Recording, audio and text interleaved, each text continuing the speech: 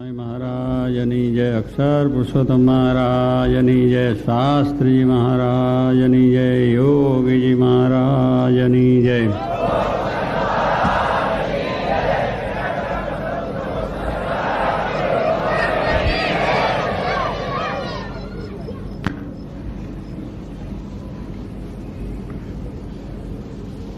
હવે કહ્યું કે ઉપાસનાનો માર્ગ તો એવો ચોખ્ખો સમજવો કે જેમાં કોઈ ફેરવણી રહે નહીં, અને ઉપાસના માટે જ શાસ્ત્રી મહારાજ આ બોચાલ સંસ્થા સ્થાપી છે. શ્રીજી મહારાજ આ લોકમાં જે આવ્યા છે હેતુ લઈને એ હેતુ પણ લોકોને સારી રીતે સમજાય અને આપણને પણ એવી ઉત્તમ પ્રાપ્તિ થાય એને માટે આ ઉપાસનાનો માર્ગ એમને કહ્યો છે. ઉપાસનાની વાતને આપણે એટલું કહેતા સમજાવે છે, ઉપાસના એટલે ભગવાનની નજીક જઈને બેસીએ, અક્ષરધામમાં જઈને બેસવાનું. પણ બીજી રીતે આપણને કહે છે ઉપાસના એટલે શું કે ભગવાન સર્વોપરી છે. એક તો ભગવાન શ્રીજી મહારાજ સાક્ષાત પૂર્ણ પુરુષોત્તમ એ સર્વોપરી છે. એને માટે આ વચનાવતનો આધાર કયા, સ્વામીની વાતોનો આધાર કયા, બીજા આધારો કે આપણે બધા અમનો સંવાદ આપણે બધા બંને ગ્રુપોએ વાત કરી અને વચનાવતની અંદર એ બધા આધારો આપણને શ્રીજી મહારાજના મળે છે કે સર્વોપરીની એમને વાત પોતાની રીતે કરી છે. અધ્યાય 9માં પણ મહારાજે વાત કરી છે અને બીજા અવતાર કરતાં પોતાની વિશેષતા વાત કરી છે, બીજા વચનાવતમાં કરી છે. એટલે પ્રથમ તો એ મહારાજ સર્વોપરી છે એવો દ્રઢ નિશ્ચય આપણે થવો જોઈએ. એમાં પછી કોઈ શંકાને સ્થાન ન રહેવું જોઈએ કંઈ, કારણ કે મહારાજ વચનાવતમાં બીજા પણ શબ્દો ગયા છે, બીજા ગ્રંથોથી આપણને પણ બીજા શબ્દો સાંભળે, એ બીજા અવતારોની મહત્તા હોય કે બીજી રીતની કંઈ વાતો હોય તો એ દીધામાં ન પડતા એક વાત આપણા જીવનમાં નિશ્ચિત થાય કે શ્રીજી મહારાજ સર્વોપરી છે. એ કદાચ આપણે ન સમજી છે તો પછી આપણે એક શાસ્ત્રી મહારાજ યોગીજી મહારાજના વચનમાં વિશ્વાસ હોવો જોઈએ, ગુરુના વચનમાં વિશ્વાસ, કે એમને જે આ વાત કરી છે બહુ સમજી વિચારીને નક્કી કરેલી વસ્તુ છે. જેમ એમનું સ્વામી કહે છે આ બધા ગ્રંથો થઈ ગયા અરે લખાઈ ગયા છે, એમાં વ્યાસજીનું પ્રમાણ ગણાય. પછીના બધા આચાર્યો તો થયા છે પણ વ્યાસજીનું પ્રમાણ એટલે છેલ્લું પ્રમાણ, એમાં પછી કોઈને એમાં શંકાનું સ્થાન ના રહે. દરેક આચાર્યો એનું જ પ્રમાણ લે છે અને પ્રમાણ લઈને જ ચાલે છે. એમ આપણે માટે પણ શાસ્ત્રી મહારાજને યોગીજી મહારાજનું એ પ્રમાણ એમને વાત કરી છે, નિશ્ચિત વાત છે, બરાબર છે. એમને સમજીને બધું શાસ્ત્રોની રીતે બીજી રીતે આ નક્કી કરેલી વાત છે કે શ્રીજી મહારાજ સર્વોપરી, સર્વ અવતારના અવતારી, સર્વ કારણના કારણ, પુરુષોત્તમ નારાયણ અક્ષરધામના અધિપતિ એ છે ને છે જ. એટલે એમાં બીજો કોઈ વિચાર કે સંશય આપણે ગ્રંથોથી કદાચ સમજીએ, બુદ્ધિથી ના સમજાય તો પછી આ ગુરુના વચનથી વિશ્વાસ અને એ રીતે માન્યું. જેમ અર્જુને કૃષ્ણને બહુ જ ગીતાની અંદર પ્રશ્નો કૃષ્ણ એને પૂછ્યા અર્જુને, ભગવાન ઉત્તર આપતા જ ગયા, બધા ખૂબ આપ્યા, તો એ સંશય ચાલુ રહ્યો, પ્રશ્નો ચાલુ જ રહ્યા. છેવટ ભગવાન કહી દીધું કે સર્વ ધર્માન પરિત્યજ્ય મામેકમ શરણં વ્રજ, કે તું બધી તારી વાત મૂકી દે, તારા પ્રશ્નો છે બધું કાંઈ છે, તું મારે શરણે હું કે એમ કર, બસ મારામાં વિશ્વાસ રાખ, મારા વચનમાં વિશ્વાસ રાખ અને તું આ બધું કરીશ અને તને કોઈ જાતનો કોઈ સંશય રહેશે ને તારું કલ્યાણ હું કરીશ, કોઈ પ્રકારનું વિચાર જ નથી કરીશ. એમ ભગવાને છેલ્લે કહ્યું. ત્યારે અર્જુને બધી વાત મૂકી, એ બધી સંશયો પ્રશ્નો મૂકી અને કરીશ તવ, કે તમારું જે વચન છે એનું પાલન કરીશ. એટલે કહેવાનું શું છે કે આપણને ન સમજાય તો પછી આ એક વાત છે કે એમને જે વાત કરી છે એ ખોટી નથી, બનાવટ નથી, ઉપજાઈ કાઢેલી નથી. એમને પોતાની આ લોકની દ્રષ્ટિએ કહો તો બુદ્ધિશાળીમાં બુદ્ધિશાળી પણ શાસ્ત્રીમાં જ હતા અને આમ લૌકિક દ્રષ્ટિએ જો તો ભગવાનનું સાક્ષાત સ્વરૂપ હતા. એટલે એમનાથી કોઈ વાત અજ્ઞાત નથી, અજાણ નથી. એટલે પણ વાત નિશ્ચિત આપણા જીવનની અંદર છે. એટલે એ એક વિશ્વાસથી પણ આપણું કામ થવું જોઈએ કે મહારાજ સર્વોપરી સર્વ અવતારી છે. એટલે એમાં કોઈ પણ જાતનો આપણે વિચાર કરવાની વસ્તુ ના રહે. આપણે સમજવા પ્રયત્ન કરીએ પણ ન સમજાય, એટલે કોઈની આગળ આપણે પ્રશ્ન થાય તો આપણે વિચારમાં આવી જાય પણ છેડે તો કે છે જ મહારાજ. એટલે એ પણ એક વસ્તુ બરાબર દ્રઢ આપણા જીવનમાં થઈ જાય. ઉપાસના એનો અર્થ શું છે હું તમને સમજાવું છું. એક તો પહેલાં પહેલું ઉપાસનાની અંદર મહારાજ સર્વોપરી છે એ નિશ્ચિત થવું જોઈએ. અને એ સર્વોપરી છે એ વચનાવતના આપણા ગ્રંથો બધાની આધારે સનન સંતોના વચનો પણ આધાર છે જ. પણ એ કદાચ આપણે ન સમજી શક્યા તો શાસ્ત્રીમાં જ કર્યું છે બરાબર છે. બજીભાઈની ગોળે મૂઢપણે સત્સંગ, પછી મને જેમ સંતના વચન થયું શ્રીજી મહારાજ સર્વ ભગવાન છે, પછી બધા ઘણા આગા પાછા મહારાજ આવીને પણ હચમાં જાય તો ન હચ્યા કે મહારાજ મહારાજ સર્વોપરી છે, બરાબર. એવી રીતે આપણે પણ એ જાતનું બરાબર દ્રઢ કરી લેવું જોઈએ. બીજું કે સર્વોપરી પછી કરતા છે, એ ભગવાન શ્રીજી મહારાજ સાક્ષાત પુનઃપુરુષોત્તમ છે, કરતા છે. જે કરે છે એ જ કરે છે. કોઈ દુનિયામાં એના સિવાય કોઈ કરતા છે નહીં કે ફલાના દેવે કર્યું કે ફલાના અવતારે કર્યું કે ફલાનાએ કર્યું ઢીકનાએ કર્યું, કશું નહીં. ભગવાન જ કરતા છે આ દુનિયા તમામના. સર્વોપરી જેને કહે છે એક તત્વ જે પરમાત્મા માનીએ છીએ કે બધા એમના જ અવતારો છે, બધા દેવો પણ એમના આજ્ઞામાં રહીને કાર્ય કરે છે. એટલે જે કંઈ કાર્ય છે ભગવાન શ્રીજી મહારાજ કરે છે એવું આપણા જીવનમાં એક દ્રઢ થવું જોઈએ કે એના સિવાય કોઈ કરતાપણું જો મનાય તો આપણી ઉપાસનામાં ફેર પડ્યો, પછી એ કરતા છે માનીને આપણી ત્યાં ઉપાસના થાય. એટલે કોઈનો નિષેધ નથી આની અંદર કે કોઈ એ નથી, પણ એ બધું એક ભૂત પરમાત્મા છે એમનાથી આ બધું કાર્ય થાય છે. એ પછી પોતાના ભક્તો દ્વારા અવતારો દ્વારા દેવો દ્વારા જે કંઈ કાર્ય થતું હોય પણ સર્વ કરતા એ છે, એના સિવાય બીજું કોઈ કરતા નથી. એવી એક દ્રઢતા આપણને હોવી જોઈએ કે પછી ફલાનાએ કર્યું કે ઢીકનાએ કર્યું કે આમાં છે. એટલે ઉપાસનાની અંદર બીજો વાત આપણા જીવમાં આવે નહીં કે કંઈ પણ દુઃખ આવે, કંઈ પણ સુખ આવે, કંઈ પણ મુશ્કેલી આવે તો ભગવાન કરતા છે એની જ પ્રાર્થના કરે. પછી દોરા ધાગા ભૂવા જાગરિયા એ પાસે જવાનું નહીં, એ કંઈ આપણને મટાડો નથી, એને કંઈ દુઃખ આપણે આપ્યું નથી. આપણે તો ભગવાનના આશ્રિત ભક્તો થયા છે. એટલે શ્રીજી મહારાજ જ આપણને જે કંઈ કરતા છે, દુઃખ આપતા છે તો પણ એ છે, સુખ આપે તો પણ એ છે. એટલે સુખ દુઃખની અંદર મુશ્કેલીની અંદર પણ ભગવાન સિવાય કોઈ કરતા પણ માને સિવાય પછી ભૂવા જાગરિયાની જરૂર નથી, બીજા દેવદેવીની પણ જરૂર નથી. આપણે એમનો આદર છે, નમસ્કાર કરવા, પગે લાગવું અને એ રીતે એમને વંદન કરવું, એ બધી જ વસ્તુ આપણે આદર છે. પણ આપણે માટે ભગવાન શ્રીજી મહારાજ કરતા છે. એટલે જે દુઃખ આપે તો મારે કે ભગવાન સર્વ કરતા છે. સ્વામીની વાતમાં કે વચનાત્મા આપણે શબ્દો સાંભળ્યા છે, કરતા છે. એટલે સુખ આવે તો સુખ ભોગવેલું અને દુઃખ આવે તો દુઃખ ભોગવેલું. ઈશ્વરદા ચાલે છે ને, બરાબર.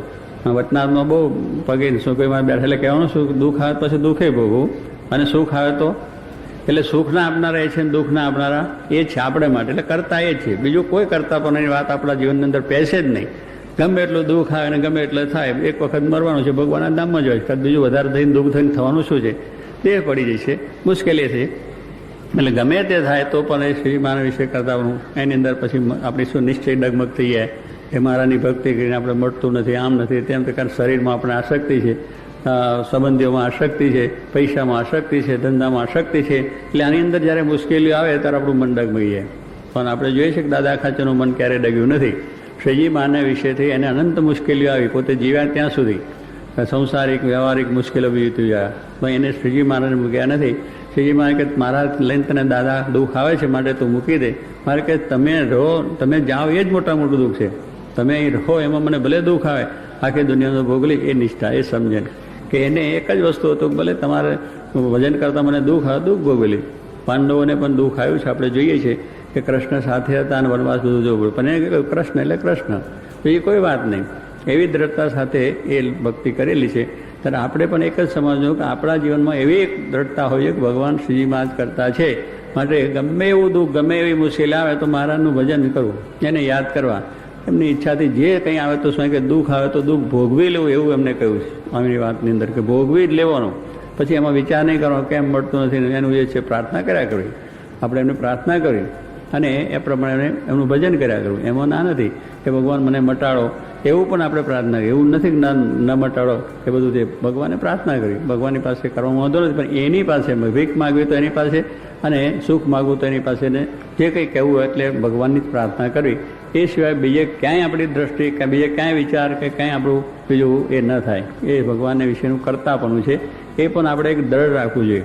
એમાં કોઈ જાતનો ફેરફાર ના થાય. ત્યારે જાણો કે આપણી ઉપાસના છે.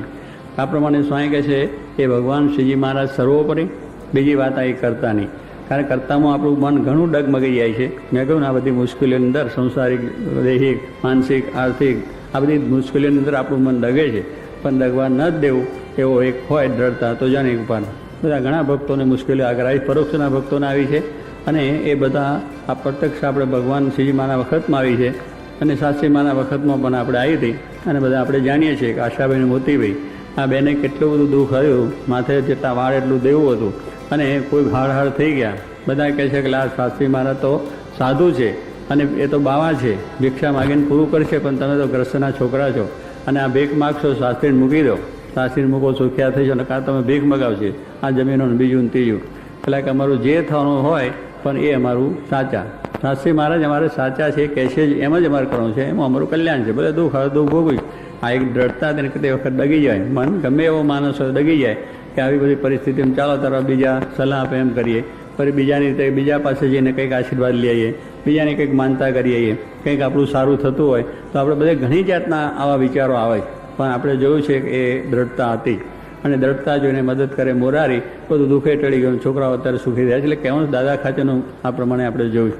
એમ દરેક ભક્તોને આ બધી નિષ્ઠા આવી છે, પણ એમાં કરતાં પણ આમ કોઈ ફેર પડ્યો નથી. એવી આપણી નિષ્ઠા દ્રઢતા. અત્યારે પણ ઘણા એવા ભક્તો છે, એના ઘણા દાખલા. કહેવાની વસ્તુ છે કે નિષ્ઠા એટલે નિષ્ઠા, ભગવાનને વિશેનું કરતા પણ એમાં જરાય ફેરફાર થાય નહીં. ત્યારે આપણે જાણવું કે આ મહારાજની ઉપાસના આપણે એટલે સર્વોપરી કરતા અને પછી પાછા સાકાર. ત્રીજો પ્રશ્ન આવ્યો કે ભગવાન સાકાર છે. સાકારની અંદર પણ આપણે બરાબર સમજવું જોઈએ કે ભગવાન નિરાકાર નથી. આ જગતની અંદર પરમાત્માએ જે આ બધી રચના આખા જગતની કરી છે, એમાં આપણે મનુષ્યોને હાથ પગ ઇન્દ્રિયો બધી કરી છે, પશુઓ છે, પંખીઓ છે, આ બધું જો આકારવાળી સૃષ્ટિ કરેલી હોય, આકારવાળી સૃષ્ટિ કરી છે, તો પછી એનો બનાવનાર નિરાકાર ન હોઈ શકે એ પણ સમજવું જોઈએ.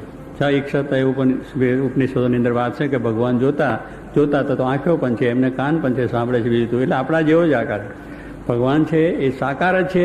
એ પણ આપણું કારણ નિરાકારની વાત ઘણી છે, અને બધા ઘણા સંપ્રદાયો નિરાકારવાદી જ છે. કે જેમ મુસ્લિમ કહો કે ખ્રિસ્તન જો કે આપણે બધા વેદાંતિ ઘણા છે, એ નિરાકારને જ માને. અને નિરાકારવાદ મોટો જબરદસ્ત છે. એની અંદર સાકારવાદી પણ આપણા બધા આચાર્યો રામાનુજને બીજાથી આ મધ્વાચાર્ય ભક્તિ સંપ્રદાયના થયા છે.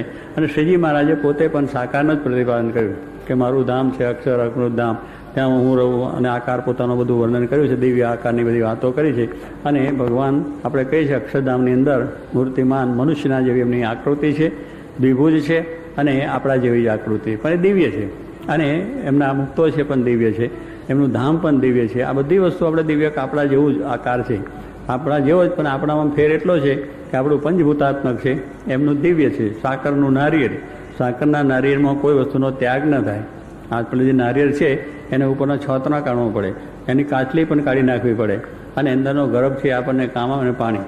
એવી રીતે એમાં ત્યાગ ભાગ બધો છે, તો એને નારિયેળનો એ ભાગ. પણ સાકરનું નારિયેળ છે તો ઉપરનું એના જે છોતરા પણ સાકર, એ ખાવાનો ઉપયોગ, ગર્ભ પણ લાગે, કાચલી પણ સાકરની, ભાઈ પાણી પણ સાકરનું ને એનું ગર્ભ પણ સાકરનું. એટલે એમાં કોઈ ત્યાગ ખરો?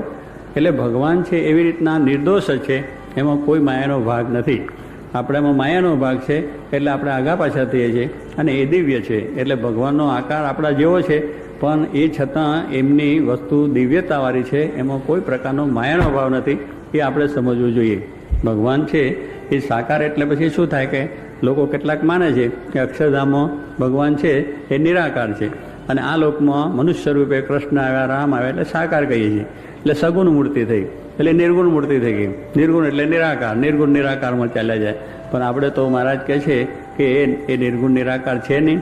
એને જે સગુણ ને નિર્ગુણની વાત કરી છે, સગુણ એટલે એમનાની અંદર માયાના ગુણો છે એમ માનીને આપણે એને માનીએ તો આપણામાંથી ગુણો દુર્ગુણો જાય નહીં, અને આપણે માયા પર થાય નહીં. નિર્ગુણ એટલે શું? માયાના ગુણો નથી માટે નિર્ગુણ. જેની અંદર માયાના કોઈ પણ ગુણ નથી એટલે નિર્ગુણ છે. સગુણ એટલે દિવ્ય, એમનામાં ગુણો છે એટલે એ સાકાર છે. દિવ્ય ગુણો છે એટલે સગુણ પણ છે. એટલે એમાં માયાના ગુણ નથી, દિવ્ય ગુણો છે. આ લોકની અંદર એમના ગુણો તો છે જ. આપણા જેવા ખાય છે, પીવે છે, બેસે છે, બોલે ચાલે. શ્રીજી મહારાજ પણ આવ્યા, અને બધા અવતારો પણ આવ્યા છે. એની અંદર આપણે જોઈએ છે ભગવાનનું સ્વરૂપ આપણા જેવું જ છે. આ લોકમાં આવે છે એટલે આપણા જેવું જ બધું ક્રિયા કરે, એટલે આપણને આપણા જેવું છે. પણ આપણા જેવું જ છે છતાં એના હજારો માણસો ભજન કરે છે, એમને વિશે આસ્થા રાખે છે, એમના દર્શનથી શાંતિ થાય છે. એટલે આપણા જેવી કાયા નથી એમની, આપણા જેવું એમનું સ્વરૂપ નથી. આપણામાં માયાના ભાવ છે, ક્રોધ આવે, ઈર્ષા આવે, લોભ આવે, આ લોકના ભાવ આવે. એ જે કદાચ એમના બધા ભાવ દેખાય છે છતાં પણ એ દિવ્ય છે, બીજાના સુખને માટે, કલ્યાણને માટે. અને એટલા માટે કહ્યું કે પુરુષોત્તમની કાયા, જો પેલા નરસિંહ મહેતાએ કહ્યું કે પોતાના જેવી સમજે તો પછી માયા પર થઈ શકે નહીં. એ માયા પુરુષોત્તમની કાયા એ દિવ્ય છે અને સદા સાકાર છે. આવી વસ્તુ આપણે સમજીએ. એટલે ભગવાનની અંદર અવયવો છે એ પણ દિવ્ય છે. એમના જે ઇન્દ્રિયો આકાશપાત એ તેજોમય છે. એટલે એક વસ્તુ કે એમાં માયાનો ભાવ નથી, બિલકુલ માયાનો ભાવ નથી. દેખાય છે છતાં નથી, કારણ કે આ લોકમાં આવ્યા છે એટલે આપણા જેવું દેખાય. શ્રીજી મહારાજે મને મનુષ્ય ચરિત્રો કર્યા છે, દાદા ખાચરના દરબાર મહિને ઘણી જાતના દિવ્ય ચરિત્રો કર્યા. પણ એ છતાં એમને જીવોનું સુખ આવે, પોતાની મૂર્તિનું સુખ આવે, પોતાની અંદર એ જ થાય, એટલા માટે આપણી વાત કરે કે ભાઈ આ બહુ સારું છે, આ બધું ગમે છે. એમને આપણે કહીએ કે આ બધું બહુ ગમે. જોગી મહારાજ આપણે જોયા કે જોગી મહારાજ કહેતા કોઈ બંગલામાં જાય કે હો બંગલો બહુ સારો છે. આપણે જેને કહ્યું જોગી માને બંગલો સારો ગમી ગયો, આપણને ગમતો એટલે આપણે એમ વિચાર થાય કે જો આપણને ગમે એમ જોગી માને ગમ્યું. જોગી માને કહો આજે બહુ સારી રસોઈ થઈ, બહુ સ્વાદ આવ્યો.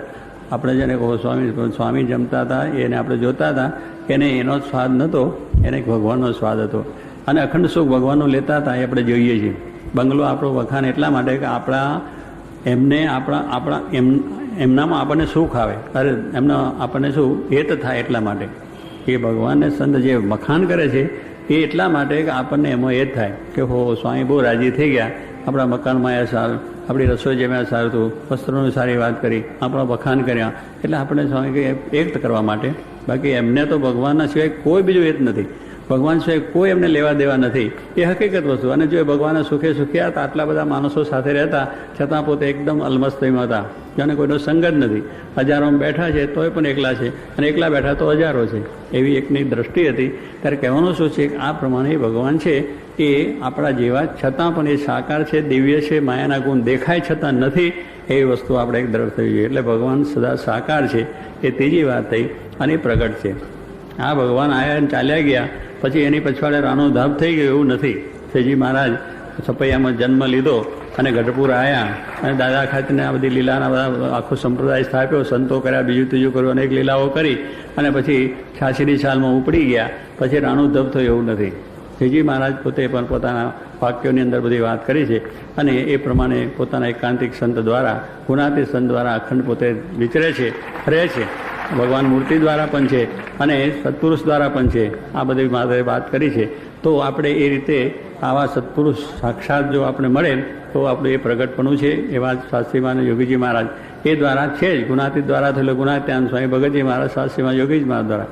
એ મહારાજ ગયા જ નથી. એમના જેવું સુખ આપણને, એમના જેવું જ એમનો આપણે આનંદ કે મહારાજ એમના દ્વારા આપણું કે સંત તે સ્વયં હરી કહ્યું, જેના મુખમાં મુખ છે, જેના નાકમાં નાક છે, પગમાં પગ છે, આ બધા ભગવાનનું. એટલે કારણ કે એ ભગવાન છે સર્વ પ્રકારે એમાં ગુણાતીત સંતમાં રહ્યા છે.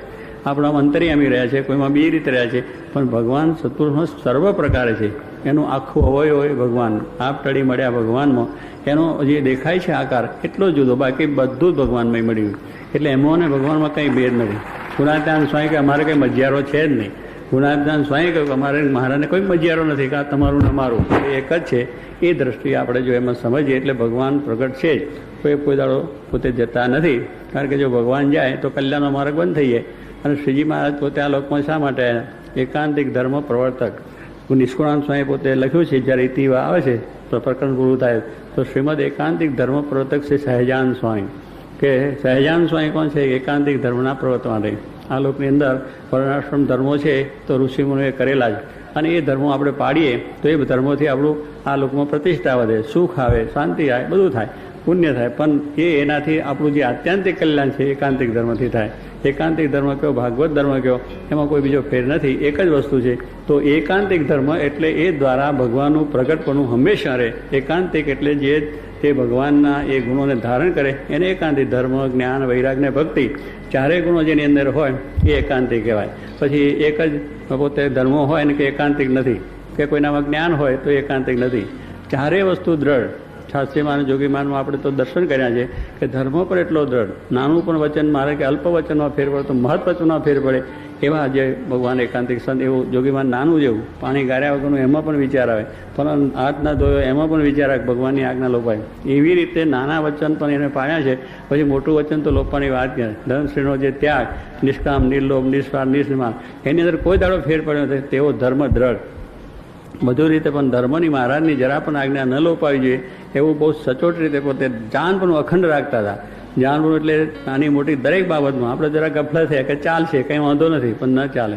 એમને કરી બતાવ્યું છે કે આપણી જે આ શોભા છે એ મહારાજની આજ્ઞાની ઉપાસના કરે. એટલે કોઈ જે ગ્રસ્તને ગ્રસ્તના ધર્મ નિયમ છે, સાધુને સાધુના છે, એની અંદર રહે તો જ કામ થાય. તો એ પોતે જીવનમાં બતાવ્યું છે કે એમના જીવનમાં ધર્મ કેટલો બધો દ્રઢ હતો કે ધન ને સ્ત્રી એને માટે જરા પણ કોઈની આંકરી કરવાની વાત નથી કે આમાં કંઈ આ ફેર પડે. યોગીમાનને માટે મોટા શત્રુઓને પણ કહેવું પડે ખરેખર સાધુ હતા, અને બધા લોકોએ પણ એમને એ રીતે માને. શુદ્ધ ધર્મ, પછી જ્ઞાનમાં જો આત્મા અને પરમાત્માનું બે જ વાત તમને આવે.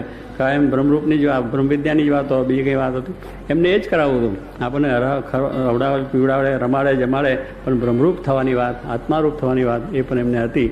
તો જ્ઞાન પણ જે આત્મા અને પરમાત્માનું એમને દ્રઢ હતું.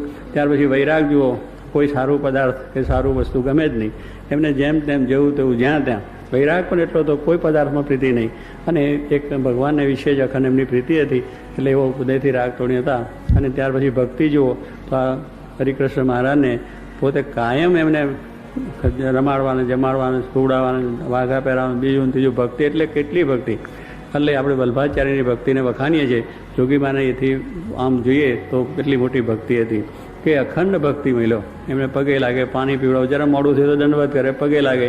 આપણે તો કંઈ નહીં, મોડું થયું ભાઈ એમાં થયું ફરી વળી. પણ એમની ભક્તિ એટલી જબરદસ્ત હતી, અનન્ય ભક્તિ જેને કહેવાય એવી રીતની ભક્તિ હતી. એટલે ધર્મ, જ્ઞાન, વૈરાગ ને ભક્તિ જેમાં દ્રઢ હોય એ એકાંતિક. પછી કોઈ એક પોતે લે કે અમે એકાંતિક છે, એકાંત નહીં, એટલે બીબડી જેમ છે કે બે ઉપરા નહીં, બે ઉપયા નહીં, વચ્ચે બીમર જારી નહીં, લો ખટિયા, એક પગ લઈ, પેલો હું એક જ પાયો લઈ અને ખાટલા વેચવા નીકળ્યા, એ ખાટલો કહેવાય? એ ના ખાટલો કહેવાય. કે શું બે ઊભ્યા નથી, બે આડિયા નથી, વચ્ચે ભમરજારી હોવાની નથી, પછી ખાટલો કહેવાય ને? એ વેચવા નીકળ્યા. એમ કોઈ એક ગુણ હોય ને કે અમે એકાંતિક છે, એ બે એકાંતિક કહેવાય, એકાંતિક ના કહેવાય. એ દુનિયાની અંદર એ તો જોગી મહારાજ જેવા સંતને જ આપણે જોયા છે કે એકાંતિક ધર્મ એનું નામ કહેવાય, કે જેમને એ વસ્તુ ધારણ કરી છે, ચારે વસ્તુ દ્રઢ છે, એવા એકાંતિક થકી આપણું કલ્યાણ થાય. તો એવો માર્ગ શ્રીજી મહારાજ, એ ગુણાતીત સંતની પરંપરા એમને આપી છે. તો એ એકાંતિક જે પુરુષો, એના થકી એકાંતિક ધર્મ ચાલુ છે, મોક્ષનું દ્વાર ચાલુ છે, અને એ પ્રગટ છે ને છે. તો આપણે પણ આ જાતની જો દ્રઢતા હશે તો કોઈ જાડો વાંધો નહીં આવે. એટલે આપણે આ વસ્તુ દ્રઢ આપણે એ રીતે કરવી કે ઉપાસના એટલે આ ચારેય વસ્તુની સિદ્ધિ અને ઉપાસના. આટલી આપણા જીવનો જો દ્રઢ હશે તો પછી કોઈ જાતનો વાંધો ના આવે. અને આપણે સ્વામી કહે છે કંઈ લાંબુ આપણા હાથમાં સારું આવ્યું છે. બે ભાઈઓ વેચે ને, તમારે ઈશ્વરદા વેચ્યું હતું લાંબુ કંઈ? નહીં હોય. લાંબુ વેચે ને, બે ભાગ પાડે બે ભાઈઓ, એટલે કોઈકને જરા થોડું સારું જાય ને કોઈકને જરા ખરાબ જાય. એટલે પેલો લગાય કે જો મારે લાંબુ સારું આવ્યું છે, મકાન સારું છે, જમીન સારી છે, બે કંઈ બીજું થયું છે, પેલાને જરા મોરું આવ્યું તો મનમાં એમ થાય. એટલે આપણે પણ એવું છે કે આપણે હાથ લાંબુ સારું આવ્યું છે. આપણો હાથ ક્યાં છે? દૂધપાકની અંદર, છાશમાં નથી, એટલું સમજજો. દૂધપાક તો ગળ્યો લાગે ને પુષ્ટિ રગે રગમાં પડે. એમ સ્વામી કે આપણને શાસ્ત્રી મહારાજ, યોગી મહારાજે આ વાત આપી છે, એવા પુરુષ મળ્યા છે એટલે આપણું લાંબુ સારામાં સારું છે. આપણો છાશ, ખાટી છાશમાં હાથ પડ્યો નથી. માટે એવી દ્રઢતા, એવી નિષ્ઠા, એવી સમજણ રાખવી, ગમે તે સંજોગો થાય અને ગમે તેવો કોઈ આવે તો આપણને જે મળી વસ્તુ સાચી છે એવી છાતી ઠોકીને આપણે જે વાત કરીએ ત્યારે આપણી ઉપાસના સાચી કહેવાય. બાકી હું કરે, ચૂંચું કરે, કાલે આ હશે કે નહીં હશે, આ વાત કરે ખરી છે, કાલે આમ કર્યું, કાંઈ તું કહેતો મારા જીવમાં બરાબર દ્રઢ, આપણા જીવમાં દ્રઢ કરવું જોઈએ. તો આપણી ઉપાસના છે. એટલે આપણે એવા ભાગ્યશાળી છે કે આપણે આવી ઉપાસનાનો માર્ગ, એવા મૂર્તિમાન અક્ષરને પુરુષોત્તમની વાત કરી છે, એવા એકાંતિક પુરુષો જે શ્રીજી માને એકાંતિક ધર્મનું સ્થાપન કર્યું છે, એવા જ પુરુષ જેના દ્વારા ગુણાતીત દ્વારા મહારાજનું પ્રગટપણું છે, એ પ્રગટ છે ને છે. એટલે ચારેય વસ્તુ આપણે દ્રઢ થઈ એનામ ઉપાસના થઈ. પહેલું શું? સર્વોપરી, પછી કર્તા, પછી સાકાર અને પ્રગટ. એ ચાર વસ્તુ થઈ એટલે આપણી ઉપાસના દ્રઢ થઈ. સહજાનંદ સ્વામી મહારાજની